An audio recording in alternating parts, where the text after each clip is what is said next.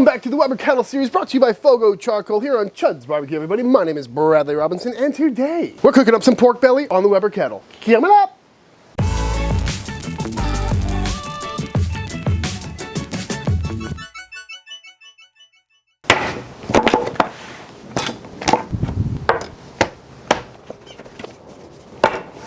This is some pork belly.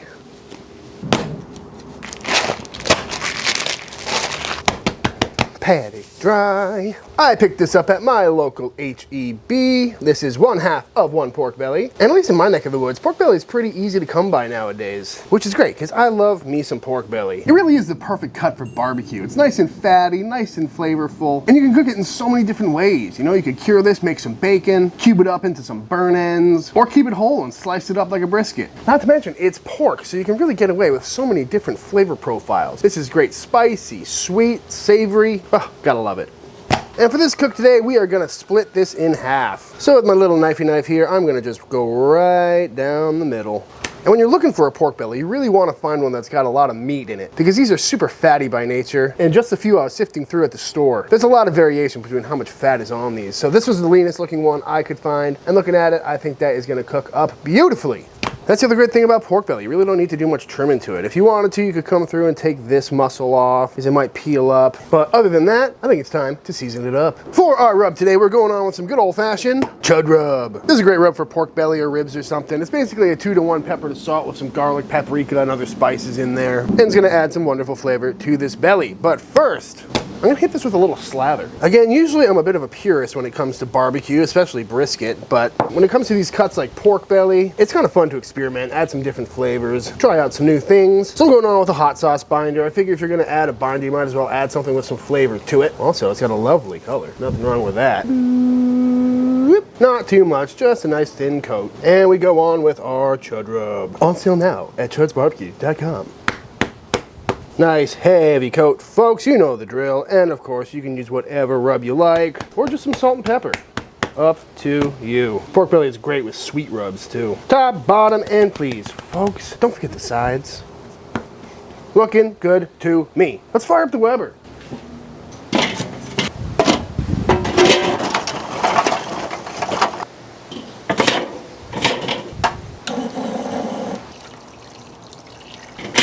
On we go with our beautiful pork belly. Kind of gonna plump it up a little bit. If there is a thicker side, be sure to aim that towards the fire. And for some smoke today, I'm gonna go on with a couple little chunks of some post oak wood. Not too sure how this is gonna go, putting them on top like this. Hopefully they don't spike the temps and burst into flame, but that's what I'm here for, trying out new stuff.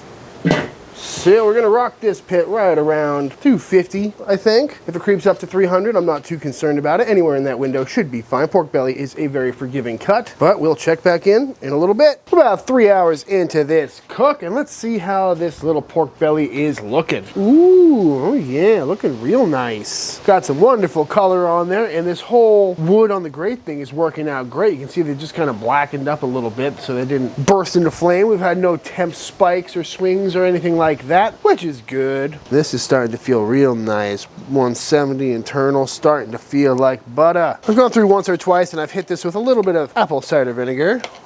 And we're also starting to drop in temps a little bit.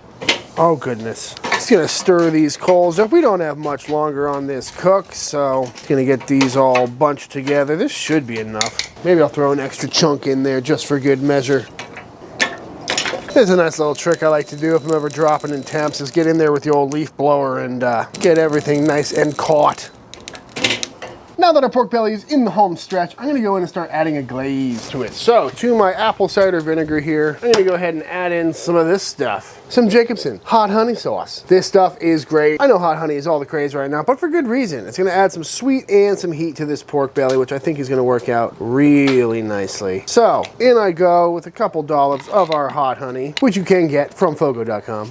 And we're gonna mix this up with the apple cider vinegar so it's nice and viscous and sprayable. And simply enough, Oh yes. Oh, that smells so good right off the bat. We're gonna spritz this periodically for the next hour or so, and this nice thin layer is gonna provide a wonderful sweet and spicy glaze on our pork belly, which sounds pretty damn good to me, if I do say so myself. Back on the lid goes, and I'll see y'all in a little bit. All right, y'all, a few hours and a few spritzes later, let's see how this pork belly is a-looking. Ooh, nice and tender, nice and sticky. Oh yeah, that is done probing like butter. 197, perfect. Calling this done. I'm gonna pull this off the pit, let it rest for a little bit, and then we'll slice right on in. Nothing wrong with that.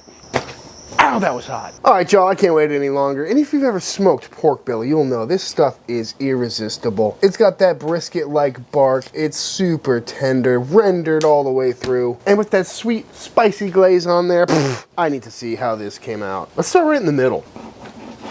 Would you look at that? That is beautiful. It's just like a little slice of brisket. And a lot of people call this bacon brisket, but it's neither bacon nor brisket. But, I mean, it's a great marketing term, I get it. It's got that brisket bark. It's made out of pork belly. I mean, come on, folks, look at that. What doesn't look good about that? Get a nice little center cut slice, shall we? And there we have it, folks. Some beautiful, nice, tender, smoky pork belly off of the Weber Kettle. And it's just so tender, so perfect. I gotta dive in. Oh my God. Oh, that is fantastic. I mean, what more do you need in life than that, folks? It is tender, it is smoky. We got that nice smoke ring on there, perfectly rendered, lovely bark on there. But it's not too tender to where it's shredding apart. That can happen pretty easily with pork belly. But when done properly, this is a little bite of heaven. I mean, ooh. Oh, it's so good. Perfectly salty. The sweetness is really nice from the honey. It's not all that pronounced. I wouldn't pin this as being super sweet right off the bat, but it really helps round out that salty smokiness, and it really is something special. Also, pork belly cooked like this, especially a nice meaty cut like this one, is really palatable. You know, this is not overly fatty by any means. It's not too greasy. It's just a solid bite of barbecue. You know, you could throw this on anyone's tray of barbecue and they would be more than happy to eat it. That is fantastic. God, I love pork belly, I tell you what. And the best part is, if you chilled this down tomorrow morning, take some thin slices off, fry it up on the old skillet, kind of like bacon. It's smoky pork belly. It's nice and salty. Oh, telling you guys, this is a cut that you need to try if you have not done so yet. And it's perfect for the Weber Kettle. You know, this took what, 3.5 hours or so with any store-bought rub. You know, if you go to Costco and buy a full belly, chunk it up into sections this size, vac seal freeze them, you got 4 solid meals out of there. And you could also take this at this point, if you don't eat it all, chunk it up, throw it back on the pit, and you got yourself some pork belly burn ends. It's the cut that keeps on giving. Makes for a great sandwich too. Little PBLT. And again, you can totally make this your own, you know? Sweeter rubs, different barbecue sauces, glazes. It's such a versatile cut. You can really do whatever you want with this thing. If you've never done it before, I would suggest the nice Texas-y bark, tender, rendered, beautiful, smoky, sliced pork belly. It's such an easy cook, and it comes out so good. But without further ado, I think it's time for the official taste test.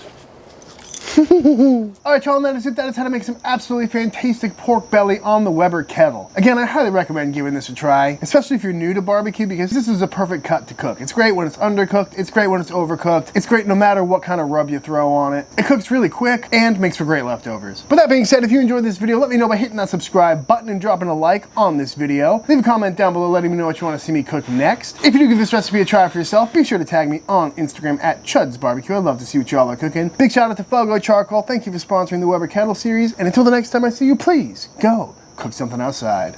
Peace!